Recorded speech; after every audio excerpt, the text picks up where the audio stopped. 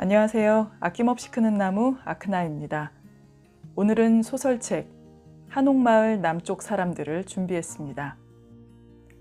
10편의 이야기로 구성된 이 소설책은 전주 한옥마을의 뿌리를 내리고 살아온 토박이들의 삶과 자본의 힘에 변화되는 모습을 그린 장편 소설이면서도 개개인의 다양한 삶에 집중되는 10편의 단편 소설집이기도 합니다. 전주 한옥마을 남쪽 서학동에서 자란 작가의 체험과 상상력으로 그려낸 이야기 중에서 오늘은 착근 편을 들려드리겠습니다. 한옥마을 남쪽 사람들, 권행백 지음, 1장, 착근. 15년 만이었다.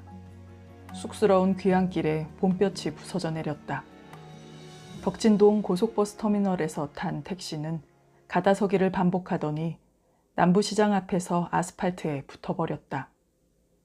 시장 골목으로 눈을 돌리자 사람들의 머리 위로 누각이 보였다. 풍남문이었다. 밑으로 터진 구멍을 깔고 앉은 전주성의 남문은 더 이상 성문일 수 없었다. 성벽 대신 오래된 점포들을 양날개로 거느린 탓이었다. 점심시간이 막 지난 토요일의 팔달로는 관광객들로 북적거렸다. 전동 성당 앞에서 신호등을 무시하고 시장 쪽으로 건너오는 사람들이 많았다. 오는 길에 한옥 마을을 둘러보라던 수경의 말이 생각났다. 택시에서 내려 성당 앞길로 걸음을 옮겼다. 서울의 인사동을 연상시키는 풍경이 펼쳐졌다. 이 동네에 아주 난리도 아니야. 2달쯤 전이었다. 전화기 속 목소리가 달떠 있었다. 수경이 내게 뜬금없는 제안을 했다. 민관합동 프로젝트로 이야기가 있는 마을을 조성하고 있어. 관광자원 확보가 목표인데 자료는 구해줄 테니까 오빠가 내려와서 그걸로 구슬을 좀 꿰어봐. 시나리오 한번 써보시라고. 이번 문화재의 영화 파트를 맡아달라는 거였다. 솔깃했다. 담당자와 2차례 통화한 뒤 메일로 계획서를 보냈다. 낯간지러운 포부도 잊지 않았다. 목표 1. 지역에서 발견된 사료나 설화를 재해석하여 싱싱한 이야기로 되살려내겠음. 목표 2. 관광객의 발길 닿을 곳으로 영화의 공간 배경을 맞추겠음. 사극이 대세임을 강조했다. 이성계의 쿠데타에 얽힌 뒷이야기를 본보기로 제시했다. 색다른 관점으로 전통을 재가공하면 대중의 관심이 전주 이씨의 본향으로 몰릴 것이었다. 곧바로 내 통장에 착수금이 찍혔다. 중간에서 수경이 공을 들인 게 틀림없었다. 빈둥거리는 네 오빠 좀 어떻게 해보라는 어머니의 간곡한 부탁이 있었지 싶었다. 전주 출신 영화감독 겸 시나리오 작가가 흔치는 않았을 터. 빠듯한 예산에 저렴하게 일을 맡길 사람이 나밖에 없었는지도 몰랐다. 일거리 떨어진 지가 언제였더라. 숙식 해결도 벅찬 46 노총각 형편에 밀고 당기기도 머쓱한 노릇이었다. 운이 좋으면 그럴듯한 얘기거리를 하나 건질지도. 전주영화제도 있잖아. 쪼그라들었던 내 허파에 수경이 한 번 더 바람을 집어넣었다. 너도 내 꼴 날라. 재작년 봄 수경이 잘 된다던 학원을 때려치우고 게스트하우스를 열겠다고 했을 때 나는 말렸다. 걱정 마셔. 몰려오고 있으니까. 더 이상 말렸다가는 너나 잘하세요 라는 핀잔이 나올 태세였다. 하긴 수경은 나와는 다른 데가 있었다. 수경도 내 뒤를 따라 서울로 올라왔었다. 내가 전주에서 고등학교를 마치고 유학길에 오른 3년 후였다. 딸을 데리고 상경한 부모님은 전주 식당이라는 간판을 걸고 강북의 구석진 동네에서 콩나물 국밥집을 열었다. 아버지의 부지런함과 어머니의 맛깔스런 솜씨 덕에 우리 남매는 무사히 대학을 마쳤다. 나는 제대 후 영화판에 빠져들었다. 연극 동아리의 미련을 버리지 못한 탓이었다. 충무로 바닥을 헤매다 기어이 아버지가 전주에 남겨둔 집까지 팔게 했다. 제법 터가 넓은 한옥이었다. 수경은 대학 시절의 과외 실력을 미천삼아 입시학원에 취직했다. 성격이 무던하고 온순한 구서방은 거기서 만난 사람이었고 결혼 후 함께 전주로 내려가 학원을 차렸다. 매사에 야무진 수경이 구서방을 어떻게 설득했는지는 내가 짐작만 할 뿐이었다. 제법 돈을 벌었다는 소문은 들었지만 집을 사서 게스트하우스를 만들었다는 소식에 나는 얼굴이 화끈거렸다. 내가 팔아먹은 집을 수경이 되찾아준 기분이었다. 한옥마을 중심부가 왁자했다. 어깨들이 부딪혀왔다. 드문드문 얼굴색이 다른 외국인들도 서성거렸다.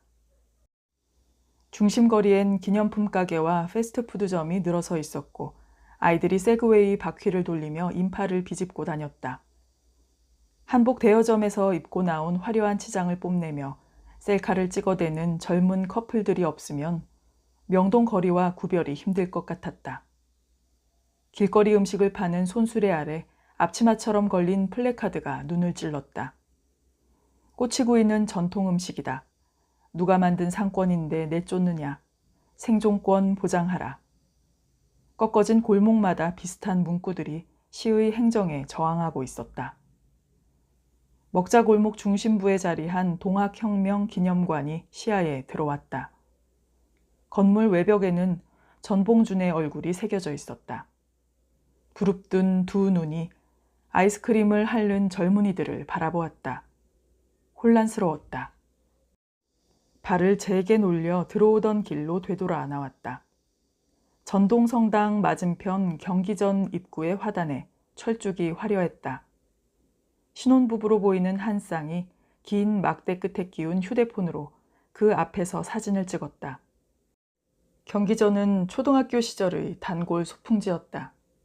키 큰 소나무들이 듬성듬성 그늘을 만든 넓은 마당에서 코흘리개들이 노래를 부르고 도시락을 까먹었다. 그땐 그곳에 이성계의 영정을 모셨다거나 조선왕조실록이 보관되어 있었다는 사실에 관심이 없었다. 그런 곳이 놀이터처럼 사용되던 시절이었다. 전주천은 여전히 풀숲 사이로 흐르고 있었다. 어른 팔뚝만한 잉어떼가 허리를 휘어 돌 틈을 돌았다. 먼 발치에서 잿빛 외가리 한 마리가 유유히 내려앉았다. 싸전다리를 밟았다. 전주성을 나무로 연결하는 다리의 밑은 쌀시장이 서던 곳, 남부시장을 에둘러 길게 펼쳐진 모래밭에서 장사꾼들의 시끌벅적한 외침이 들리는 듯 했다. 다리를 건너자 어린 날의 흔적이 다가왔다. 몇 걸음 사이로 한가해진 느낌이었다. 수경의 게스트하우스는 초등학교 운동장을 끼고 돌아온 뒷담에 붙어 있었다. 소원이라는 동그란 아크릴 간판이 먼저 눈에 들어왔다. 마당이 제법 넓었다. 관리실로 보이는 건물까지 4개의 아담한 기와집들이 마당을 감싸고 오종종 들어선 모양새였다. 민박이라고 부르기엔 규모가 제법 컸다. 안채와 사랑채, 별채 등 제법 힘께나 쓰던 사람이 살던 오래된 한옥을 사서 리모델링한 듯 했다. 키 낮은 대문 앞에 허리 굵은 버드나무가 머리채를 풀고 있었다. 전주천으로 들어가는 실개천이 흐르던 자리였다. 개울을 덮는 마을 진입로는 차가 들어오는 길이 되었다. 앞치마를 두른 여자가 안채의 객실 문을 열고 얼굴을 드러냈다. 인기척을 느꼈나 보았다. 짧고 낮은 콧날과 가무잡잡한 피부색, 그녀가 먼 곳 출신임을 단박에 알 수 있었다. 예약하셨어요? 사장님 곧 오실 거예요. 자연스러운 한국어였다. 짙은 쌍꺼풀 눈에 웃음기가 배어 있었다. 윤기 흐르는 검은 머리와 잘록한 허리에서 30대 여자의 탄력이 묻어나왔다. 쭈뼛거리는 내게 고개를 까딱하더니 그녀가 청소기 스위치를 켰다. 수경이 뒷곁 별채로 나를 밀었다. 오빠, 이 방 괜찮지? 조용하고 신경 쓰지 말고 죽 치셔. 빈 방은 많으니까. 밥은 우리하고 먹으면 되고 대포집 예약해뒀어. 저녁에 구서방이 환영식 해준디야. 그리고는 분홍색의 묵직한 보따리를 불쑥 내밀었다. 옷 갈아입고 이거나 훑어보셔. 구서방이 돌아다니면서 힘들게 모은 거야. 요즘엔 이런 게 먹힌다며? 지집에 급하긴. 수경이 나간 뒤에 나는 궁금증부터 풀었다. 보따리 안에는 A4 용지로 좋기 1000장이 넘을 만큼의 자료들이 소책자와 섞여 있었다. 삐죽이 끼어 있는 몇 장의 지도는 지자체에서 홍보용으로 만든 것이었다. 나는 메고 온 배낭에서 스카치 테이프를 꺼내 지도부터 벽에 붙였다. 방바닥에 자료를 쭉 펼쳤다. 전라도 땅에서 구전되는 자질구레한 설화와 동학혁명에 얽힌 비화 등이 섞여 있었다. 호치키스로 찍어둔 종이 뭉치를 흔들어 털었다. 그 틈에서 빠져나온 사진 몇 장이 바닥에 떨어졌다. 서로 연결된 접련 문서를 찍어 놓은 거였는데 누렇게 변색된 한지 위에 쥐 오줌 같은 얼룩이 번져 있었다. 노비 문서인 듯 했다. 구서방과 택시를 잡아 타고 반 시간을 달려간 막걸리집은 사극에서 보던 주막을 연상시켰다. 주말엔 예약 안 하면 밖에서 2시간은 기다려야 돼요. 이런 게 없으면 전주는 고무줄 없는 빤스 아니겠소, 성님? 구닥다리 유머며 느린 말투며 구서방은 10여 년 만에 전주 사람이 다 되어 있었다. 모서리마다 쇠젓가락 두드린 상처투성이 탁자 위로 그득히 안주가 차려졌다. 벌교 갯벌에서 잡아 올렸을 꼬막이 와락 반가웠다. 한옥 지붕 같은 껍데기에 거뭇한 간장 양념이 골마다 흐르며 군침을 흘렸다. 고추장을 발라 그슬린 족발이 막걸리 한 주전자를 뚝딱 잡아먹었다. 건 그렇고 그 여자는 누구요? 취기를 빌어 내가 먼저 꺼낸 화제였다. 미아 말이요? 왜요? 성님도 줄 한번 서보시게? 소원에서 일을 거둔다는 미아는 9년 전에 한국으로 시집온 필리핀 여자였다. 개망나니 같은 고창 촌놈 만나서 고생하다가 딸들 데리고 야반 도주해서 이 동네까지 흘러오긴 왔는데 뭔가를 감추는 듯 구서방이 묘한 웃음을 흘렸다. 차차 알게 될 거요. 궁금하면 아침마다 그 여자를 지켜보시든가. 꼬박 닷새간 자료더미에 코를 박았다. 마구 뒤섞인 종이뭉치 속에서 그럴듯한 이야기를 가려내기가 쉽지 않았다. 겨우 건진 몇 가지도 가닥이 엉키곤 했다. 콩쥐팥쥐의 이야기가 콩조시와 팥조시라는 이름으로 남원 송동면의 지리산 골짜기에서 유래했다든지, 선녀와 나무꾼 이야기가 완주군 운주면의 삼거리 마을에 전해진다는 조사 결과는 주목할 만했다. 하지만 나는 설화를 현대적 의미로 되살려낼 자신이 없었다. 마을 입구에서 보이는 봉우리가 선녀봉이고 근처에 선녀탕이라 불리는 소가 있다는 상세한 주석도 나를 설레게 하진 못했다. 선녀가 두레박을 타고 내려오는 장면 정도로는 삼류 영화감독의 실패 이력만 한 줄 늘어날 게 빤했다. 빠르게 도망치는 날짜들을 세면서 초조해지기 시작했다. 그럴듯한 영감이 덥석 물리기를 기다리는 목구멍에 반쯤 써버린 착수금이 가시처럼 걸렸다. 아침마다 청소기를 돌리며 창문을 열어주는 미아라도 없으면 온종일 이불 속에서 몸을 말고 있을 터였다. 술만 마시고 들어오면 두들겨 팼다는데 나중엔 자기 딸이 아니라고 우기더래. 농사일도 팍팍 했겠지 뭐. 수경은 미아의 개인사에 대해 제법 소상히 알고 있었다. 소원을 오픈할 때부터 미아가 일을 도왔단다. 집안의 장녀인 미아는 세부에서 고등학교를 졸업하고 은행원이 되었다. 위암에 걸린 어머니의 수술비를 마련하기 위해 한국으로 시집을 온 것이었다. 국제결혼중개회사의 인터넷 사이트에 접속을 한 게 시작이었다. 친구 중 하나가 먼저 한국으로 시집가 잘 산다는 소문을 듣던 참이었다. 첫 결혼으로 얻은 딸을 친정 어머니에게 맡겨두고 온 한국행이었다. 이혼 경력은 도시 여자가 자신보다 17살이나 많은 농촌 남자를 선택하게 했다. 엄마가 이듬해 세상 떴디야. 수술 받은 보람도 없이. 한국인 남편하고 딸 하나를 더 낳았고. 덜 깬 잠이 확 달아났다. 수경의 말 허리를 자르며 나는 자리에서 벌떡 일어났다. 탁자 위 종이컵을 무릎으로 차는 바람에 커피가 엎질러졌다. 흥건해진 관리실 바닥을 뒤로 하고 내 방으로 달려왔다. 노비로 팔린 고읍덕에 관한 명문, 일종의 매매 계약서였다. 여기서 읍은 비읍 받침의 한자식 표기이므로 나는 그녀를 곱덕으로 부르기로 했다.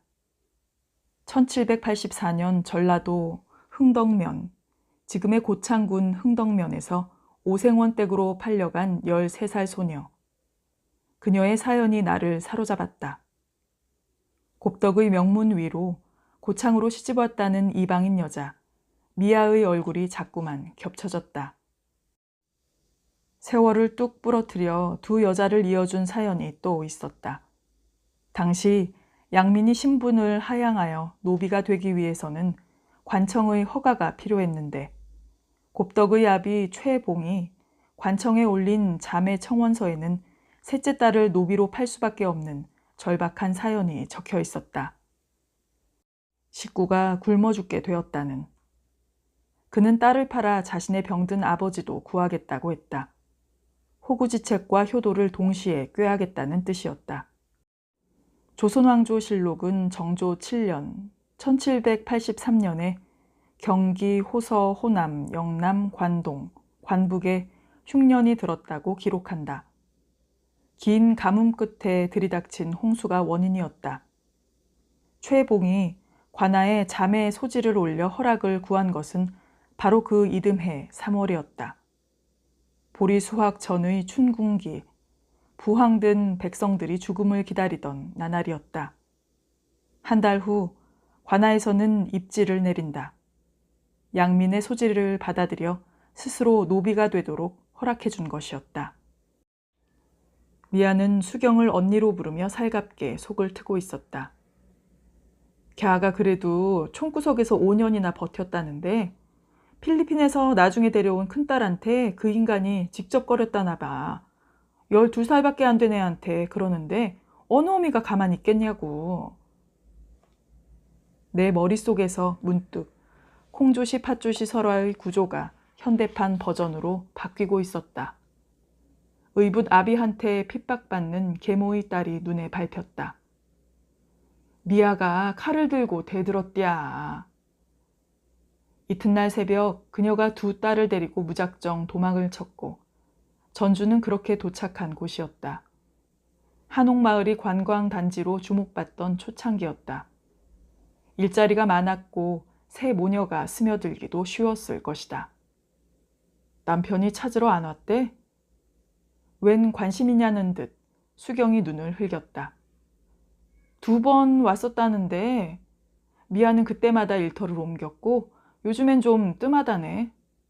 그래도 늘 불안하겠지 뭐. 내가 미아 남편의 추적에 대해 수경에게 물은 이유가 있었다.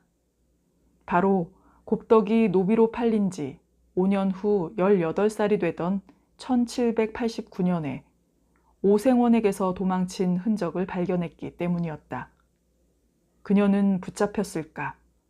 아니면 추노의 소나귀를 피했을까? 도주에 성공했다면 어디로 숨었을까? 나는 고문서를 파고들었다. 다행히 자료들 틈에서 해독이 어려웠던 초서체의 해석본을 발견했다.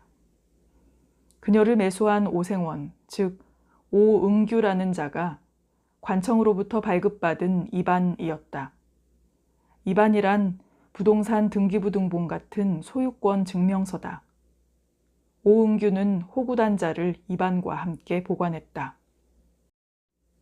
나는 두 문서를 좌우로 나란히 놓고 고개를 돌려가며 한 자씩 살폈다.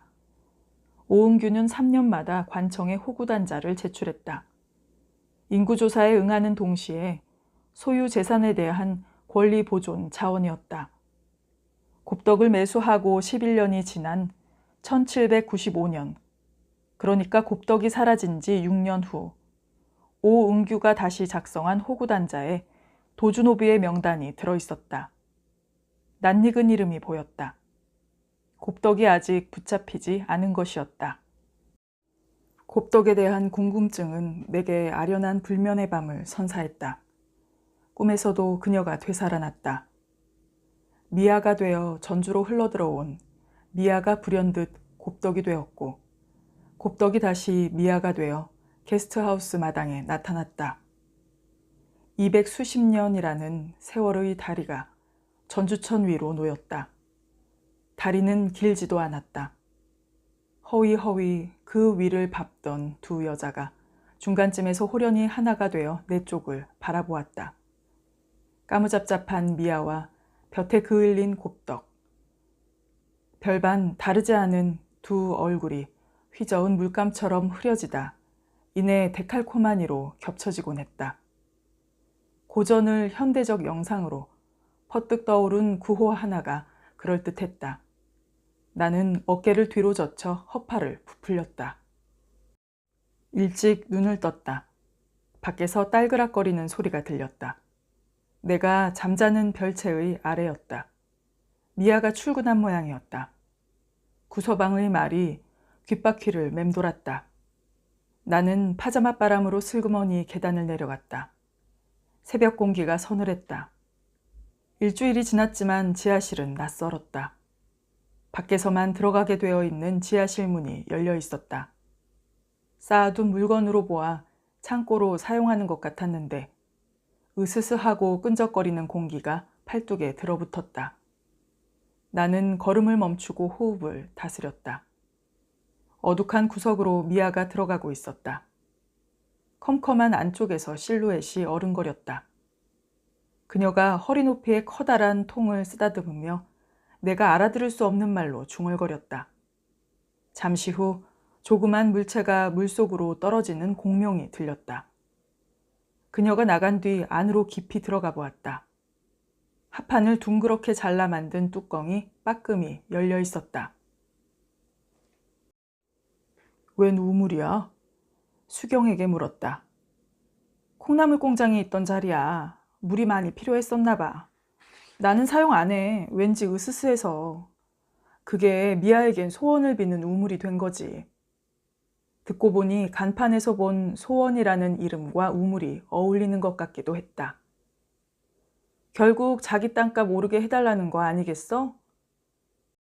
수경과 미아의 소원은 본질적으로 다르지 않을 것이었다. 걔가 낮에는 여기서 청소랑 빨래를 하고 저녁엔 강북으로 넘어가서 한식당 주방일을 하잖아. 수경은 전주천 북쪽의 한옥마을을 강북으로 불렀다. 미아는 억척이었다. 그렇게 강남북을 오가며 돈을 모았단다. 강남에 땅을 샀다니까. 무슨 똥배짱인지 대출을 잔뜩 끼고 말이지. 조만간 거기에다 식당을 차리겄대야. 필리핀 사람이 한식당을? 오빠가 뭘 모르나 본데 걔는 이미 전주 사람이여. 걔가 만든 콩나물국 밥이 아주 죽여준다니까. 그건 나도 일가견이 있었다. 어머니가 서울에 차린 식당의 주 메뉴였으니까. 전주식 콩나물국밥은 얼큰한 국물에 거친 고춧가루와 참기름 발라 바삭하게 구운 햇김을 뿌려 넣고 술 안을 2알쯤 곁들여야 제맛이다. 콩나물이 너무 익지 않도록 불 조절을 잘 해야 한다. 그 노하우를 미아가 터득했다고? 참나 그렇다니까. 무슨 소리를 들은 것 같았다. 손님 드문 주중이라 수경 부부는 일찍 귀가를 했고 나 혼자서 잠을 청하고 있었다. 자정 가까운 시각, 미등이 켜져 있는 관리실에서 고양이 소리 같은 게 들렸다. 귀를 세웠다. 귀에 익은 음색이었다. 나는 그쪽으로 발을 옮기다 멈췄다. 여자의 신음 사이로 남자 목소리가 납작하게 흘러나왔다. 나는 이내 상황을 알아차리고 돌아섰다. 구서방이 흘리던 웃음의 의미를 그제야 깨달았다. 잠들긴 틀린 밤이었다. 괜스레 심란해진 나는 슬며시 대문을 열고 골목을 밟았다. 보름달이 밝았다. 큰 길로 나섰다. 싸전다리 넘어 북쪽이 환했다. 술집들이 아직 문을 열어놓았나 보았다. 다리 위로 올라섰다. 뒤돌아본 남쪽은 어둑했다. 달이 잘 보이는 난간에 허리를 기댔다. 다리 끝을 횡으로 지나는 도로 건너 절벽 아래로 안내판이 보였다. 가로등과 밝은 달빛에 큰 글씨는 읽을만 했다. 초록바위. 나는 그제야 생각이 났다. 수많은 사람들의 목을 벤 자리였다. 온 6월에도 서리바람이 분다는 절벽. 천주교 박해 때는 바위 틈을 모질게 뚫고 올라온 나무에 교인들이 묶였고 동학혁명의 한파 끝엔 민초들의 머리가 다시 그 나뭇가지에 걸렸다. 근처를 배회하던 중 문득 먼 발치에서 익숙한 그림자가 다가왔다. 미아였다. 나는 걸음을 옮겨 몸을 숨겼다. 그녀가 으스스한 바위 밑을 지나 측면을 20발쯤 오르더니 계단 참인 듯 평평한 곳으로 올라섰다. 달이 환하게 보이는 자리였다. 그녀가 두 손을 모아 천천히 머리 위로 올렸다 내리기를 반복했다. 내가 어릴 때 보았던 흡월 의식이었다. 초록바위는 목숨을 매단 곳임과 동시에 생명을 잉태하는 곳이었다. 여자들은 바로 그 자리에서 보름달을 향해 큰 숨을 들이쉬고 온 몸에 음기를 끌어들였다. 아들을 원하는 전주 사람들의 믿음이었다. 수경의 말이 맞았다. 갸는 이미 전주 사람이여. 다음 날 점심을 함께 먹는 자리에서 구서방한테 자세한 내막을 들었다. 양 사장일 거요. 영감이 주책이지. 칠순잔치가 코앞인데. 미아가 욕심을 부리는 건지도 흐흐. 박가가 웃기는 사람이지 뭐. 그러니까 복덕방 박 씨가 땅 부자인 양 사장에게 잘 보이려고 꾸민 짓이라는 거였다. 딸만 셋인 양 사장에게 아들 하나만 낳아주면 그 땅은 모두 미아의 것이 될 거라고 박 씨가 소원에 들러 미아를 꼬드기는 말을 구서방에 엿들은 것이었다.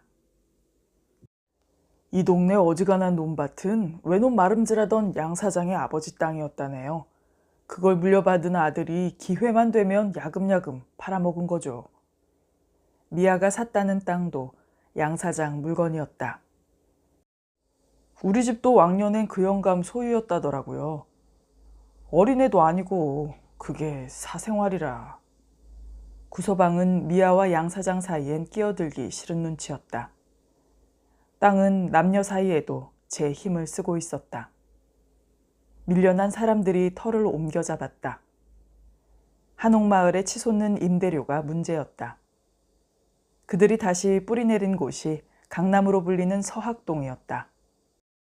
좁은 도로를 중간에 두고 오래전 동서학동과 서서학동으로 나뉜 동네는 한옥마을에서 남쪽으로 전주천만 건너면 바로였다.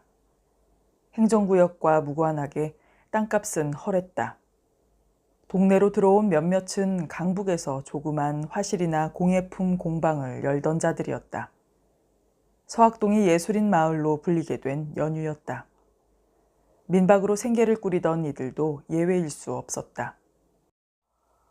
자신의 건물이 아닌 이상 월세를 감당할 수 없었고 그들은 하나둘씩 서학동으로 밀려나왔다. 다행히 한옥마을의 훈풍이 남쪽까지 날아왔다.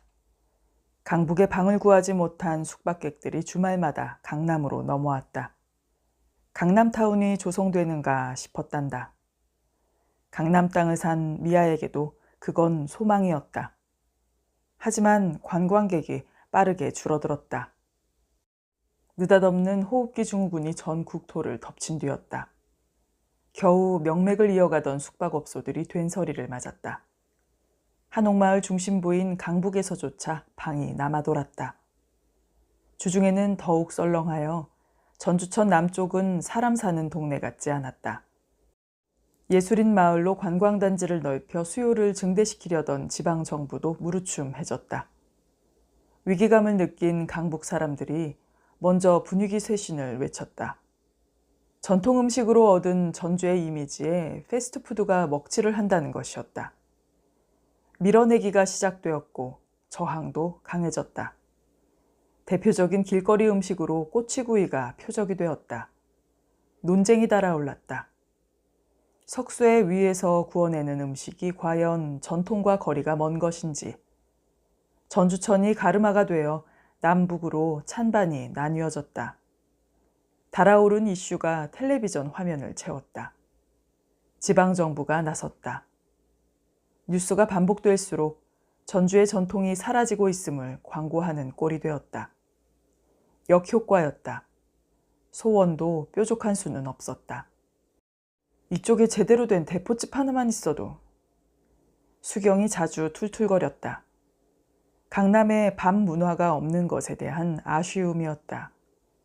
겨우 붙잡은 객실 손님들이 밤만 되면 소문난 막걸리집을 찾아 휩쓸리듯 시내로 빠져나간다는 거였다. 불빛 없는 동네에 객이 들지 않고 객이 없으니 아무도 선뜻 나서서 전통 주점을 열지 못했다. 수경이 네가 하나 차려보지 그러냐? 실없는 소리 마쇼. 내가 엄마를 닮지 못한 게 한이여. 하지만 수경이 엄마를 닮았어도 고양이 목에 방울 달 용기는 없어 보였다. 구서방에게 미아가 샀다는 땅을 구경시켜달라고 졸랐다. 듣기에도 외진 곳이라 누군가의 안내가 필요했다.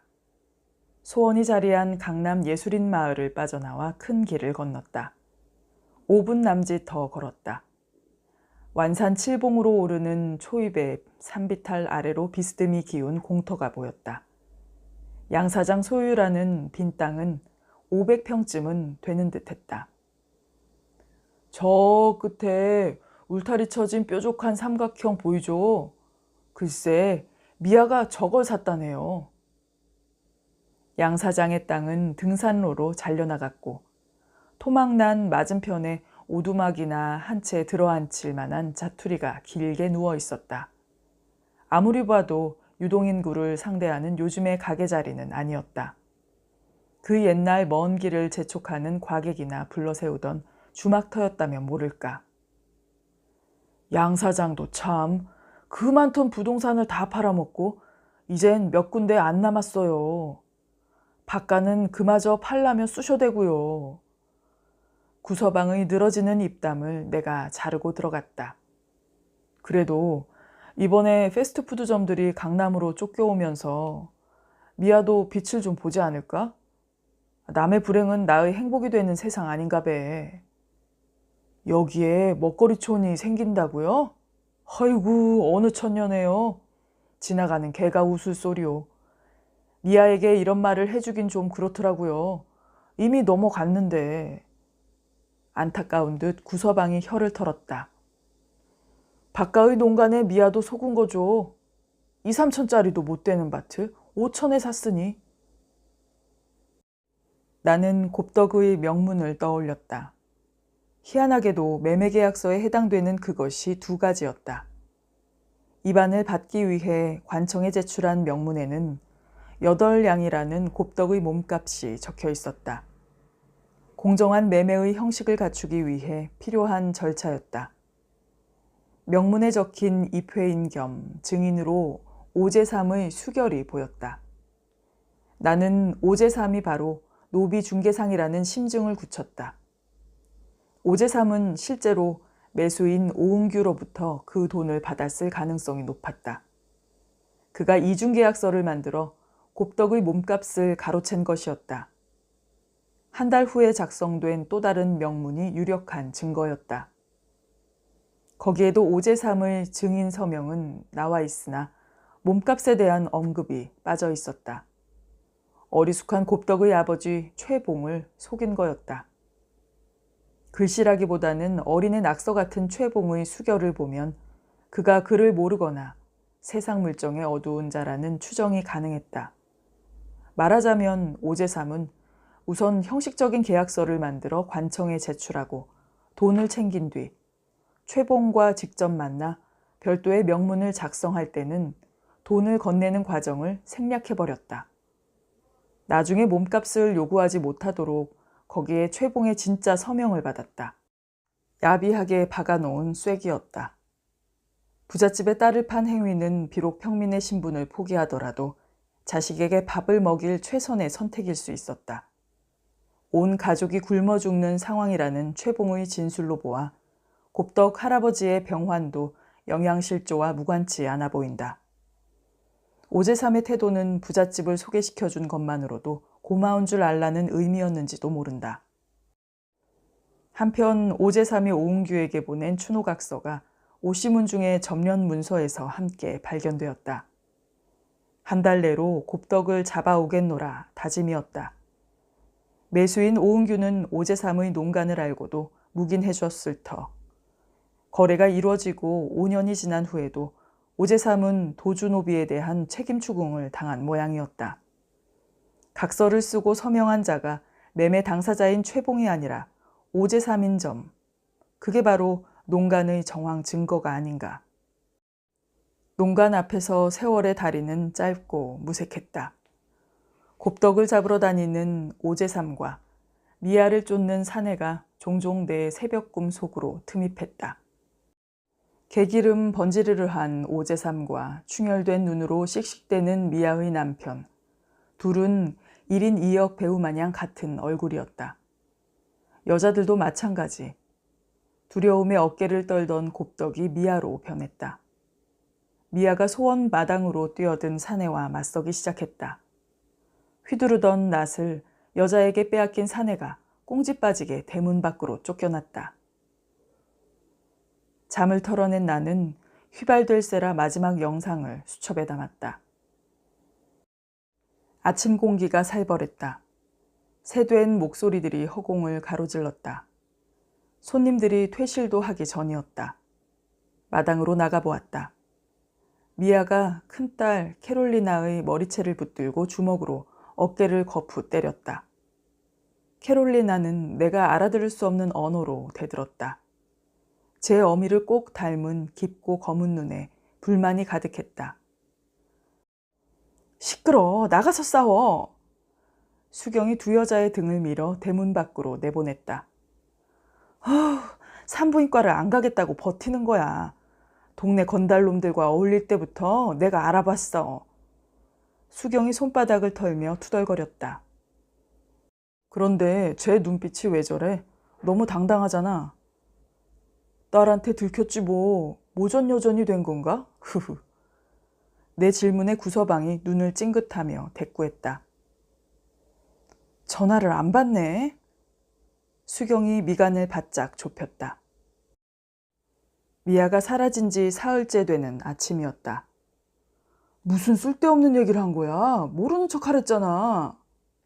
구서방이 수경을 몰아세웠다. 미아가 남이야? 헛물켜게 놔둘 순 없잖아. 아무튼 수컷들이란.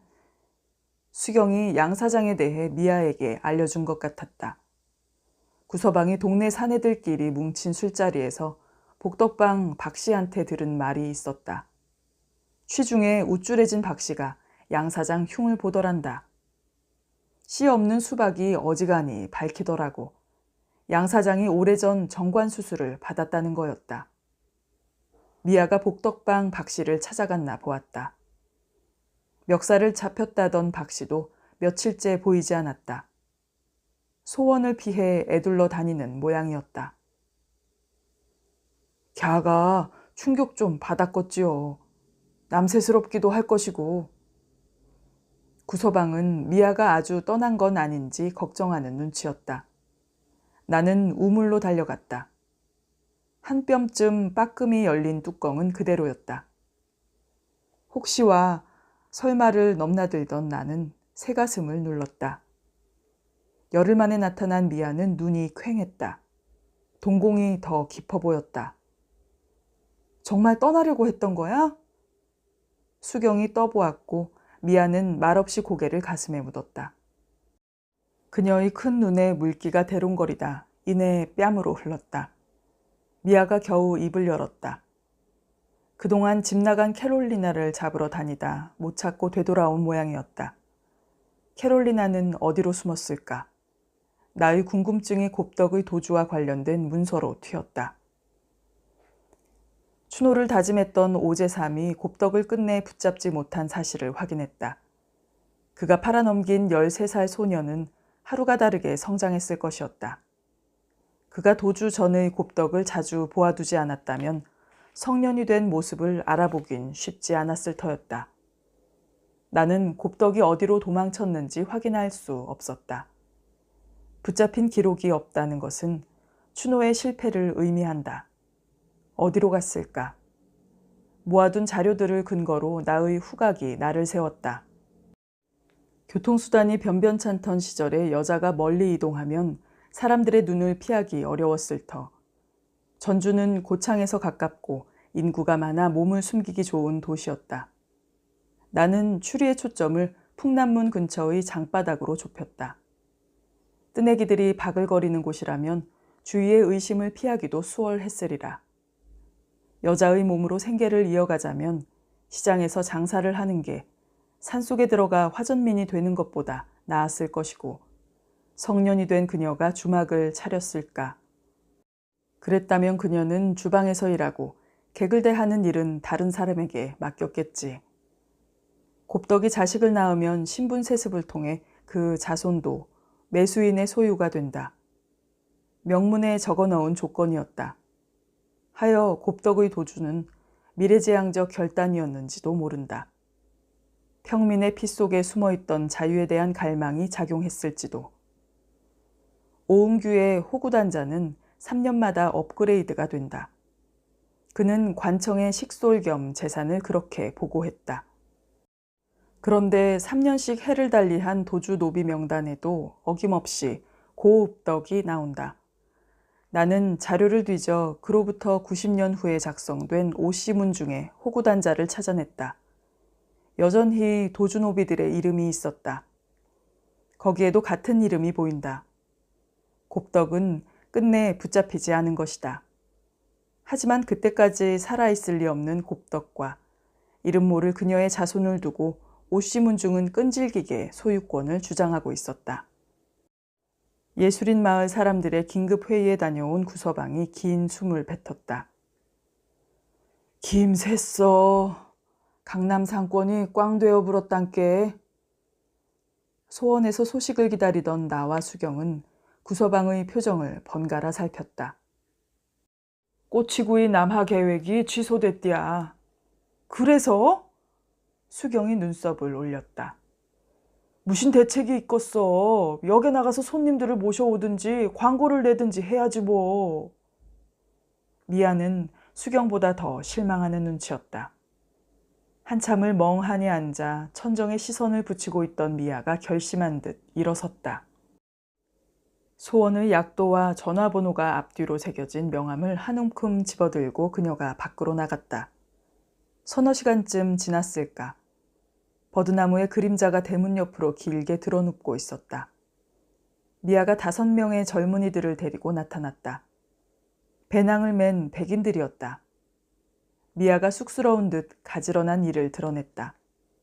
그녀가 능숙한 영어로 그들을 안내하여 방을 배정해주고 나오더니 다시 사라졌다. 수경이 멋쩍게 웃었고 구서방이 뒷머리를 긁어댔다.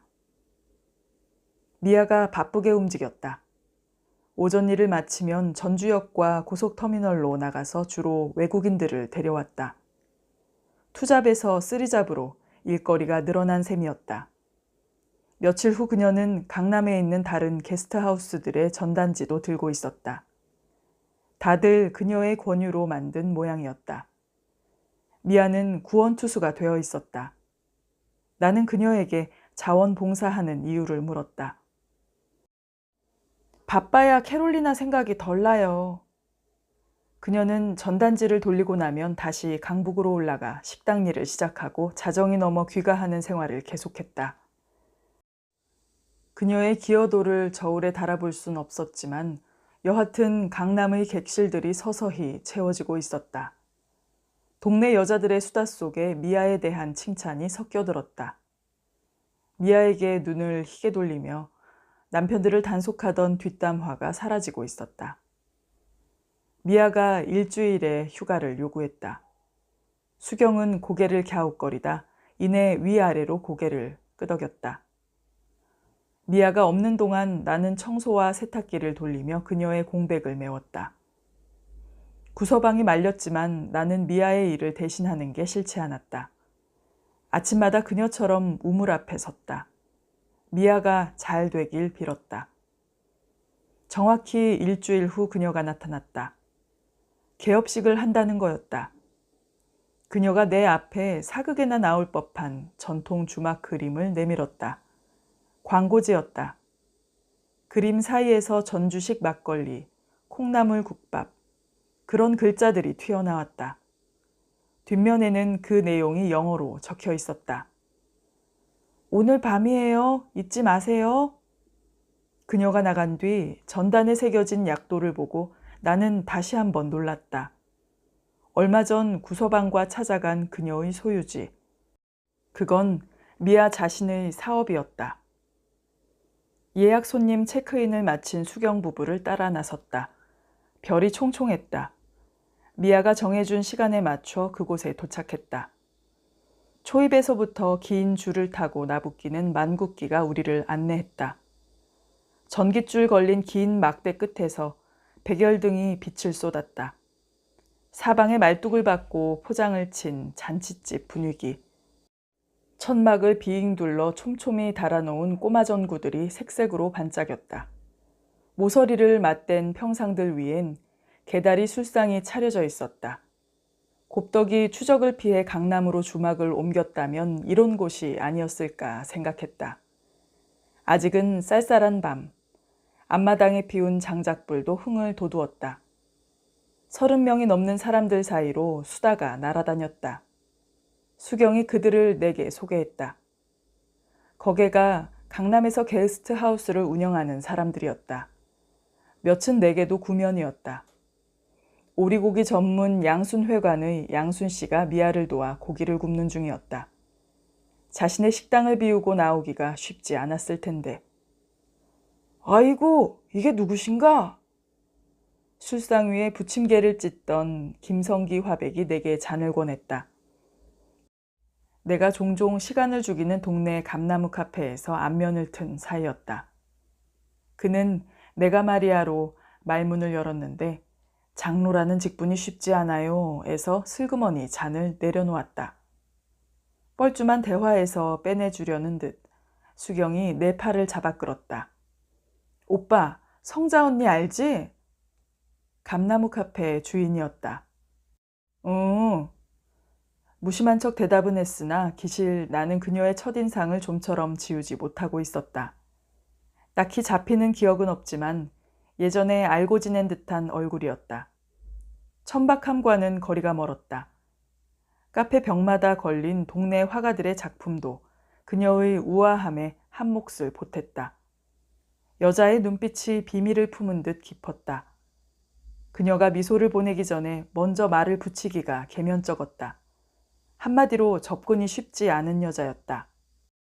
편한 웃음으로 분위기를 띄우던 성자씨가 입구 쪽으로 손을 흔들었다.